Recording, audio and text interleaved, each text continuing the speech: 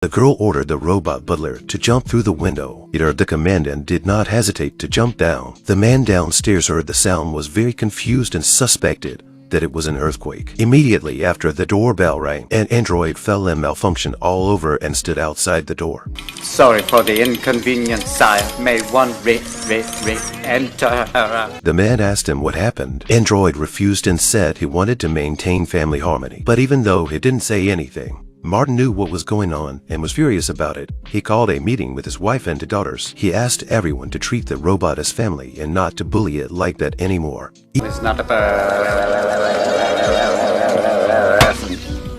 Even though the robot stressed that it was not human, but Martin knew that this android, Andrew, was different from the others. On his first day at Martin's house, Andrew stated the 3 rules of Android. Android must never hurt people. Secondly, Android must obey human beings unless these commands contradict the first rule. Third, what Android does must protect itself if it does not contradict the first laws. Martin put Andrew in the attic. The next day, Andrew cleaned up the messy room. He found a gramophone and instead of throwing it away, he put it away to fix it. Little Miss soon accepted Andrew. That day, Little Miss was playing on the beach when she pulled out her crystal horse to show Andrew. But Andrew couldn't hold on to the crystal horse, and it fell to the ground and broke. This is Little Miss' most precious toy. She looked at the broken pieces and was very sad. Andrew looked at Little Miss sad and also very guilty. At night, he read the book and then made a pony out of wood. Then he quietly put the pony in Little Miss' room. Little Miss was very surprised when she saw it and ran to Andrew. This is the best present I ever got. Little Miss also gave Andrew her favorite doll to express her happiness. Later, Martin also knew about the pony. He held the puppet and kept praising it. Andrew said it was just a little study. Martin thought about it. He saw a light on in the attic at night. He went over and found that Andrew had fixed the gramophone and was listening to a song indulgently. Martin smiled a little and didn't bother him. The next day, Martin took Andrew back to the android company. He wanted to find out if there were other androids as creative and curious as Andrew and capable of human emotions. Andrew even said it liked to create. Martin thought it was unusual for a robot to have feelings. The boss decided that there was something wrong with Andrew's circuits. He asked Martin to give Andrew back and said he would fix it, but Martin refused. He didn't come here to fix Andrew. Instead, he wanted to get Andrew out of his regular android job. He also wanted to give Andrew lessons and teach him to create. Andrew has been immersed in creative work ever since. Martin bought him books and taught him about it. He would even teach him jokes and emotions. I just think Andrew's serious attitude in telling jokes is even funnier than the jokes he tells. All the family members smiled when they heard Andrew's jokes. They really accepted Andrew at this moment. And Android spent many years in Martin's house and learned woodworking, clocks, and piano. Martin helped him sell the artifacts and opened a bank account for him. Andrew now has money and talent. Its only disadvantage is that it failed to learn human emotions, so it did not realize that the beautiful Little Miss had fallen in love with it. But one of them is a human and the other is an android. They can't be together after all. That day, Little Miss told Andrew that her boyfriend proposed to her. She was hesitant to get married. Although her boyfriend is a nice guy, she has a very important and interesting friend. But the answer's staring you in the face. Marry your friend. Little Miss laughed when she heard this, but it made her even sadder. She also knew that she and her friend could not be together. Andrew didn't understand that the friend Little Miss was talking about was him. He also did not understand what Little Miss was struggling with. Finally, Little Miss made a request. She wants Andrew to be her wedding host. On the eve of the wedding, Andrew went back to the android company. He wanted to give himself a makeover to make his face more expressive. Martin helped him install the alarm. As soon as the staff tried to change Andrew's circuits, the police would come right away. The boss said the cost of plastic surgery was expensive. Andrew said it was only his monthly salary. The boss was stunned because it was more than what he earned in a year, and he even caught Andrew as appliance last time. This time, the boss completely speechless. Andrew attended the wedding in a tuxedo. After plastic surgery, he watched Little Miss walk by with her husband with a happy smile. Andrew waited until Little Miss walked away before silently bowing his head. He just couldn't understand why he was so lost. After the crowd had dispersed, Martin Saturday alone in the garden. His 2 daughters are both married today. Martin asked Andrew to pull up the video and quietly watched him and his daughters dance. Finally, Martin couldn't control himself and left with tears in his eyes. Martin said things change. Things always change. People move on and should be. Andrew called Martin and said to him, One is still here.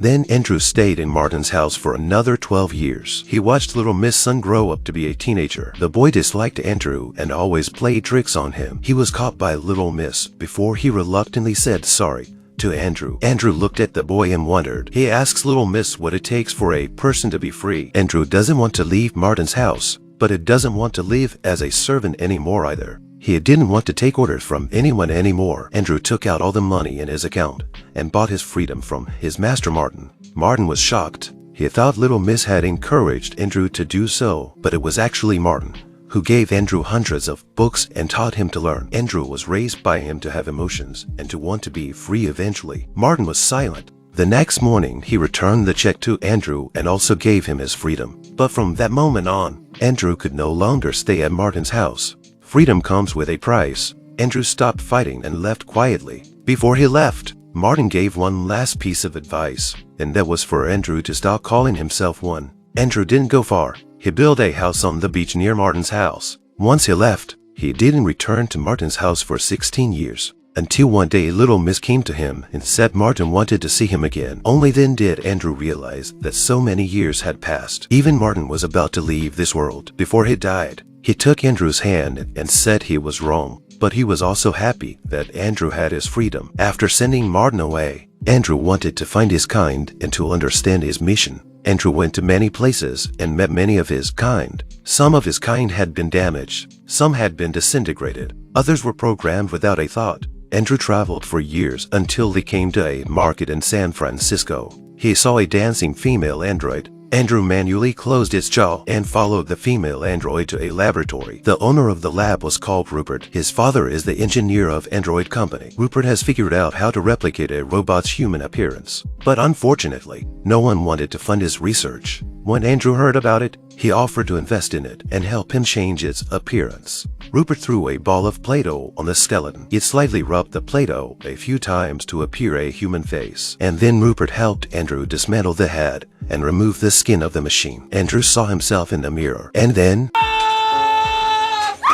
What happened? Andrew thought it was too ugly to accept. Rupert coated Andrew's hands with Play-Doh. Then he gave Andrew a hair transplant. Finally, he made the eyes and nose on the human face, and then installed them on Andrew's neck. Andrew looked at himself in the mirror and was very confused. He was 65 years old, but had a human body. For the first time, Andrew was so excited that he went back to Martin's house immediately. There was a young girl sitting in front of the piano. As soon as Andrew saw her, he was shocked. He thought little Miss had regained her youthfulness. In fact, she was little Miss' granddaughter Portia. Andrew had been away for so many years and little Miss had grown old. She touched Andrew's face and was very surprised. The two of them reunited after a long time and caught up with each other. Although the years are merciless, Andrew is still in good shape. Little Miss was at the end of her life. Andrew went to the hospital to see little Miss one last time. Andrew saw that she was still holding the wooden horse she had given her. They looked at each other and smiled. Little Miss left this world under Andrew's watchful eyes. Portia couldn't help crying out. Andrew looked numb. He was heartbroken but unable to shed a tear. Every human being that Andrew cared for has now left him, and he was always alone in his life. Andrew couldn't accept it. He went through all the medical books to draw countless diagrams and asked Rupert to help him make upgrades. They designed many artificial organs, even the human central nervous system. This will greatly enhance Andrew's sense of what's going on around him.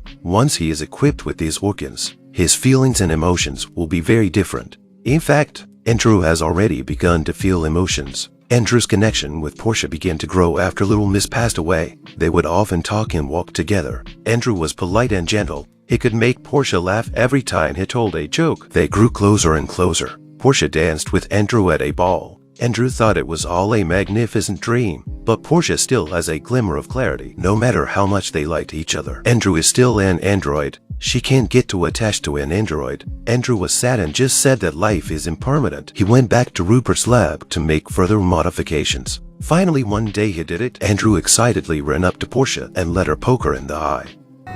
Ow! Oh! Oh! It hurts! This meant that Andrew's central nervous system was working. He let Portia do it again. In this moment, he experienced what the world says is wonderful. But the next moment, Portia said she was getting married. Andrew frowned but immediately said that the man was lucky, and he wished them both well. Portia was furious with him, but really Andrew didn't know how to listen to him. He didn't know why he was so upset either. Andrew watched Portia and the man beside her laughing happily at Portia's engagement party. His heart hurts. Rupert said he was jealous. Andrew suddenly realized, but does he have a chance now? Rupert says he's figured out a way to improve the robot's body. If the operation is not wrong, Andrew will become 100% human. Andrew could eat, drink, and even have intimate relationships after the surgery. Andrew was very happy to accept the modification. Then he went to Portia and told her that he had changed from the inside out, and asked Portia to kiss him again. I love you, Portia. I loved you the very first moment I saw you. Portia couldn't resist kissing him. They finally got together against all odds. After their night of fun, Portia made a delicious breakfast for Andrew. Andrew ate plate after plate of food with happiness. Portia watched him with happiness and worry. How could the world accept the fact that they were together? Andrew goes to court and wants the government to pass a bill. Andrew wanted the government to recognize him as a human and to recognize his marriage to Portia. There are many people in the room who are on life support with artificial organs. In a sense, they are also artificial beings. And hey, the android has a human heart. He understands the emotions, the feelings, and the sorrows. But the judge still refused because they can't accept the immortal android, but not the immortal human. Andrew retired in dismay. Andrew and Portia lived together for many years afterwards. Portia was 75 years old, but she was still very beautiful because of the drugs. But this made her feel tormented. Andrew can't understand her. Isn't it better to live forever? Portia thinks that human beings are meant to be here for a certain time and then pass on. All people will grow old and die. Andrew is the only one who will always be the same. He didn't want to experience loss again, so he went to Rupert, who was also old, and had a final makeover.